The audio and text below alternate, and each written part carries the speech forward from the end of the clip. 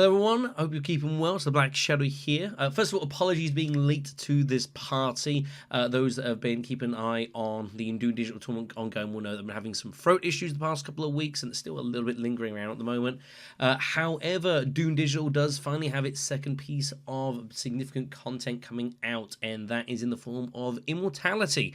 Immortality was the second expansion for Dune Imperium that was released back at the end of 2022 and is finally being brought over to the digital version of the game, and it is due out on June the 10th. We will be doing a live stream on this channel. That is the plan when the game comes out, which is about 8 p.m. local in UK time on June 10th.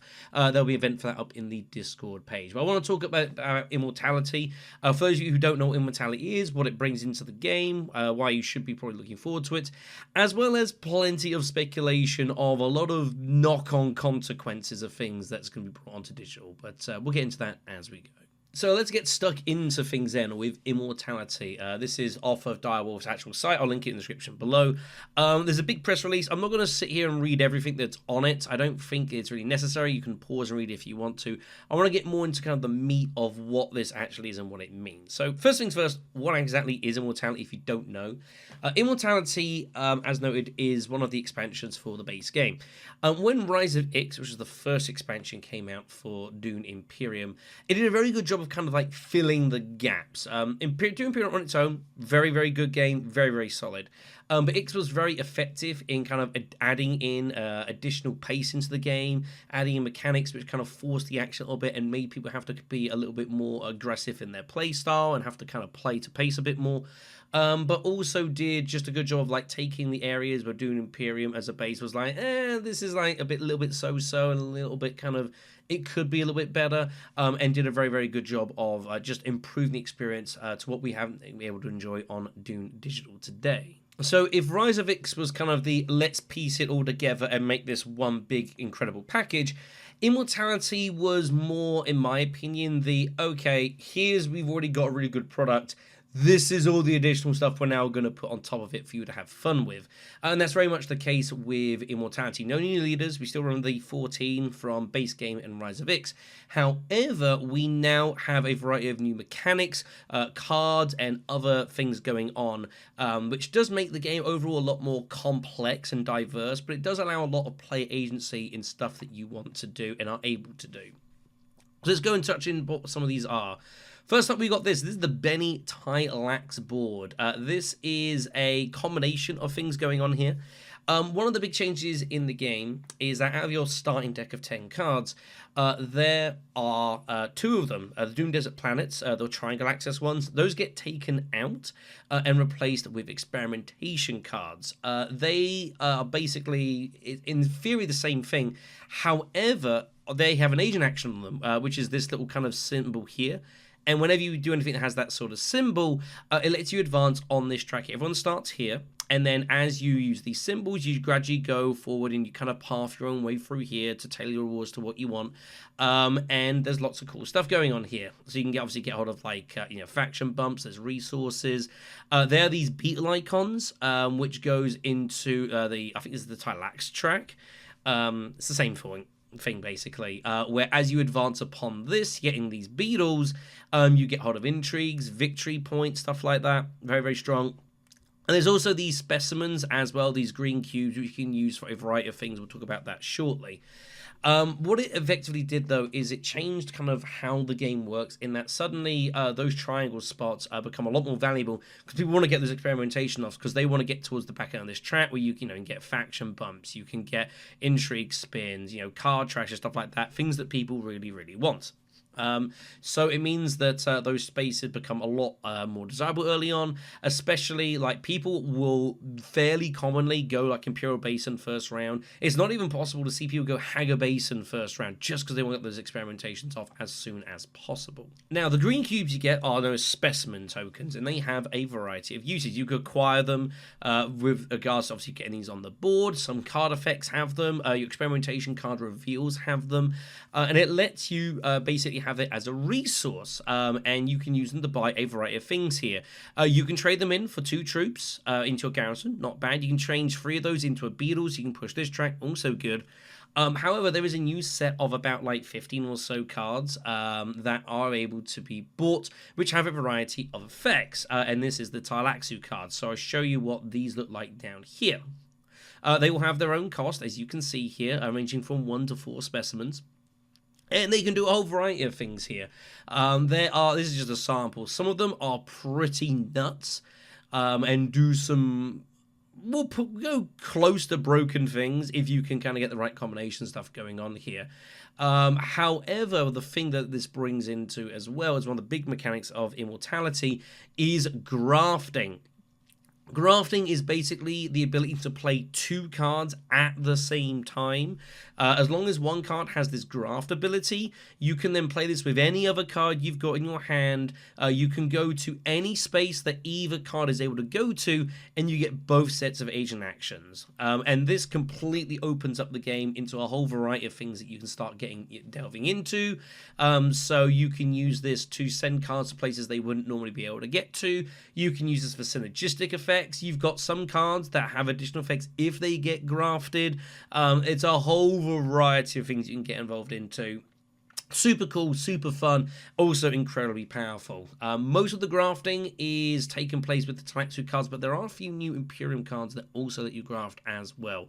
Very, very strong stuff. So just going on down here, going more into the card grafting. So this is a very, very good example. Immortality brings 48 new cards to digital, including 18 Tleilax and 30 new cards for the Imperium. Many include the graft effect. Graft cards can't be played alone, it should be noted. They have to be played with something.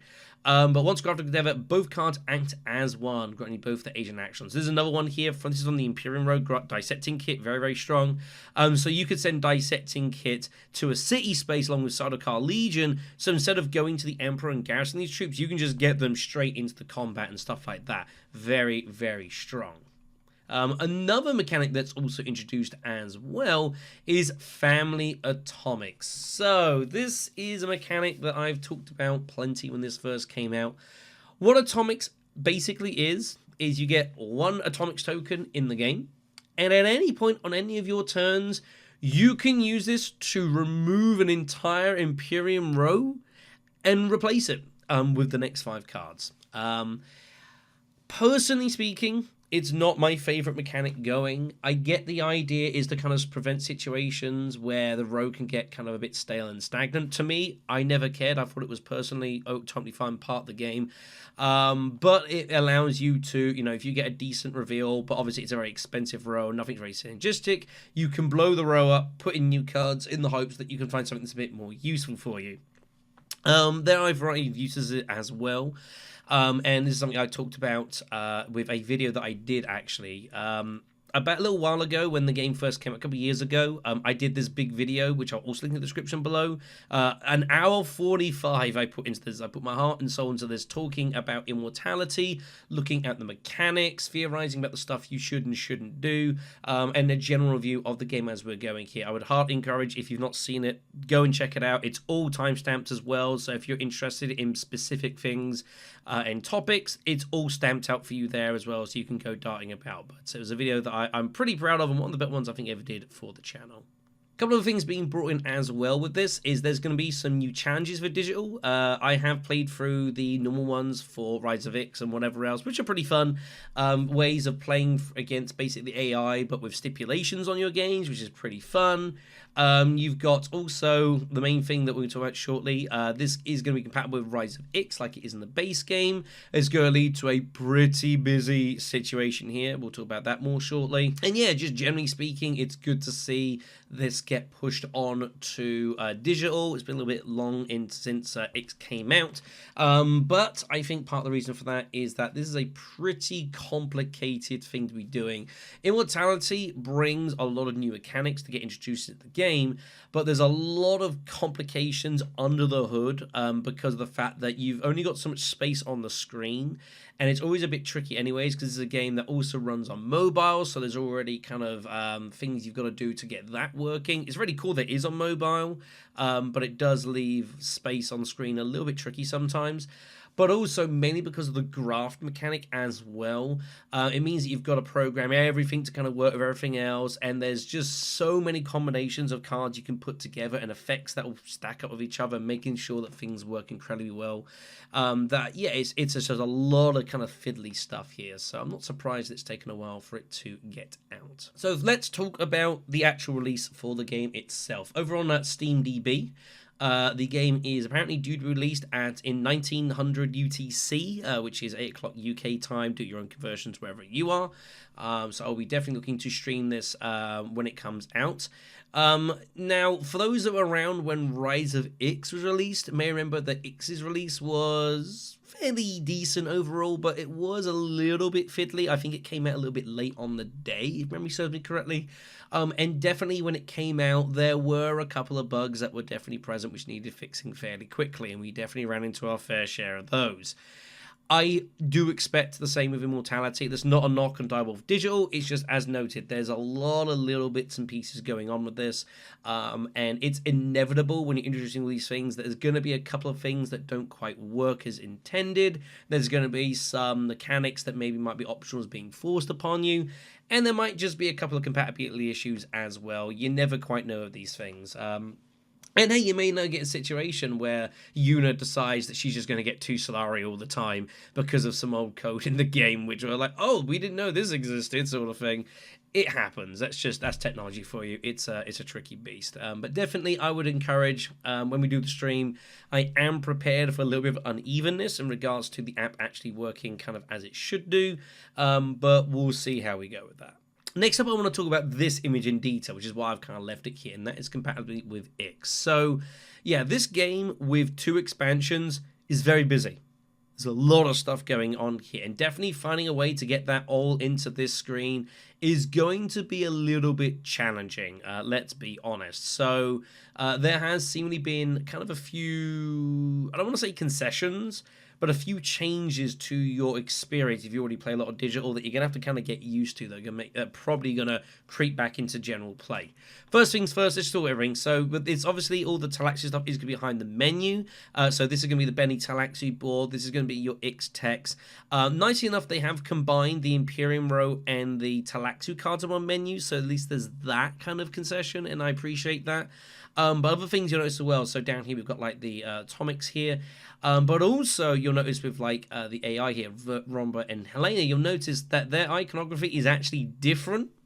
And it seems that what is going to happen in this game now is that normally if someone had 0 of something, so in regards to like they had no intrigues or whatever else, it would just say 0. But it seems because there's a lot of icons now going on that they've decided the best thing to do is just simply, if you don't have any negotiators, just don't show it. And that means that it's only going to show what is actually relevant to play. If you don't see it, it means they ain't got it. If there's nothing here, they got no intrigues. There's nothing here, they ain't got any specimens, stuff like that. It's good in the sense of trying to save space. However, it means that you're going to have to pay a lot of attention. When you play a lot of this, you kind of get used to where things sit. Whereas now, like if I see something's missing, I've got to look and see, oh wait, what is actually missing, sort of thing. And I've got to bear that in mind. Just got to retrain a little bit, and that's fine. I can definitely deal with that. And it seems to be the thing down here as well. You notice there's no intrigues, nothing down there, all zeroed out. Next thing I want to talk about is the upcoming cards as well. Again, I talked about this in more detail when it came to Immortality in the video I referenced earlier. It's interesting, I look back a little bit at that. Some of my thoughts as that has not necessarily... Quite a lot of it has aged actually pretty decently, but there's definitely a couple of things I'm like, well, maybe I wasn't quite right about that. But to be honest, it's all subjective. And also, we have to get used to the fact that, especially on the TTS Club and that sort of thing, Immortality, there's a homebrew version of it's played for its rank system, which does tweak some of the cards a little bit as well, which I have played a little bit in advance of this. I've actually been, which has been really fun, and it's been nice to kind of revisit Immortality in preparation for this expansion coming out. But I've got to remember, oh yeah, a couple of the cards don't actually work like this in the core game, and we have to get used to those changes. But definitely, like I say, if you haven't played it before, Grafting's super fun. It's super strong. It lets you do crazy things that you would never do and send cards to places you're never able to do otherwise. Do definitely try and get it involved in it. Try not to buy every card you see, though, and it's another thing I brought up in my video. It's very easy to just buy a ton of cards, get your deck suddenly up to like 16, 17, 18, and suddenly you've got this swollen thing you can't really do anything with, so be a little bit careful about that. But also, there are a couple of cards that I would warn you be really, really careful about in this game, because they can be kind of insane.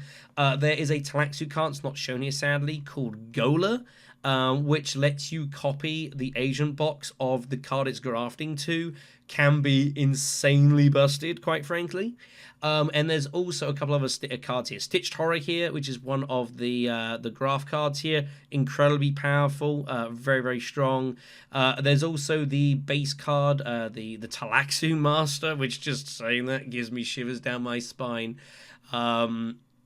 It's pretty good. That's all I'm going to say about that. But definitely, yeah, go through forward, experiment, play around with it, and definitely enjoy it is the main thing. If you play it a lot, then you'll kind of get more into the nitty-gritty of how all the cards work and what kind of works very, very strong. Tleilax Surgeon, that's another card. Be very careful of that one. Very powerful. But talking about playing this game a lot brings me to the ranked queue, and this is something that I have been speculating about for a little while. Currently on Dune Digital, there's a rank queue that's available to you if you have the Rise of X DLC, and it lets you play in a ranked system. The games are Dune Imperium with ranked and time, stuff like that, and we've had that for the past several months or so. The big question on everyone's lips is, what happens now that Immortality exists? Does ranked change? Because a lot of people do play ranked, and some people take it very, very seriously, mind you. And I think partly because of our competition pass, a lot of people are saying, well, now you've got the second expansion, that should be it, surely. Ranked should be everything. It should be Dune Imperium, Rise of X, Immortality, get it all stuck in there. There has been no official confirmation, I believe, from anyone at this point, or what ranked is going to look like when Immortality comes out. I have been personally very pensive about it being X and Immo, purely from the standpoint that, yes, I get it from kind of a more competition aspect. It makes sense to have the rank mode be something like that. It seems the logical way to go forward. But from a business standpoint, you're locking a mode behind two separate pieces of DLC. It doesn't make a whole lot of sense to me. And I just think that when you're trying, the idea of this game should be you want to get as many people playing it as possible. By putting a mode behind two bits of DLC, it feels like you're just banning it off from so many people. Like, if you got someone that's kind of casually plays the game, maybe say, once or twice a week, or even maybe not even that much, like. And even if they have kind of like both the DLCs, like, are they really going to be playing that very much? They know that the majority of people in that mode are going to be kind of hardcore sweats that play all the damn time. They're just not going to, I don't think. And yeah, just the business standpoint, you're just going to have such a small pool of players, I think, playing ranked mode. I think you already do, to an extent, have that already with Rise of X, because it's already behind a DLC paywall. Putting it behind two, I'd be surprised if they did that. They might give it a spin. It's not impossible. You might even find ranked mode might become Dune and Immortality rather than Dune and X. But honestly, it's a question that they need to resolve. And it's one that I don't know if they've resolved yet or made a decision on what it's going to be. I think maybe their priority for the time being is just get Immortality out, get it working fairly well, deal with the inevitable bugs, and then maybe 4-6 weeks down the line, then tackle the question with ranked mode. But I don't think you're going to be seeing any immediate changes to it. We'll see what goes on down the line. If I had to make a guess, and an honest guess, my guess is that ranked will stay for now as Dune and Rise of X, but the events tab that they've had up in the game, which has been very quiet for quite a while, that seems like a pretty decent place to host some X Immo competition, right? Throwing it out there. I think that would be how I would do it. That way you can you can advertise in advance. You can say, yep, we're going to have this event running on. It's going to be 3 or 4 days. If you've got this very high-specific community, they can all descend upon it at that time, have their little play around and have their games. But it doesn't have a huge impact on the wider aspect of the game, which is already kind of set up and a little bit stabilized at this point. It's just one of those things that I get it. Immo seems the way going, but I just don't see a very great way of implementing it without potentially causing all sorts of problems elsewhere. And I just don't think, especially coming off the bat, it just does not seem the way to go about it. So we'll see what comes of it. As and when we get news, obviously we'll be posting about it on the channel. But that's my 2 cents on this. But otherwise, that's going to pretty much do it for us here in this one. So thank you much for watching and listening. Again, we will be streaming this live on the channel on June 10th. Hopefully my voice decides to hold up. No guarantees of that, but we'll definitely give it our fair spin. And yeah, like I say, really looking forward to it. It will be super cool to play Immortality and play Immo games on digital. It's been a long time coming. I'm sure once I see the first Tleilax Master, I will be immediately hating my life. But hey, that's my right. Anyways, take care of yourselves, everyone. Have a good one. And hopefully, we'll see you on stream.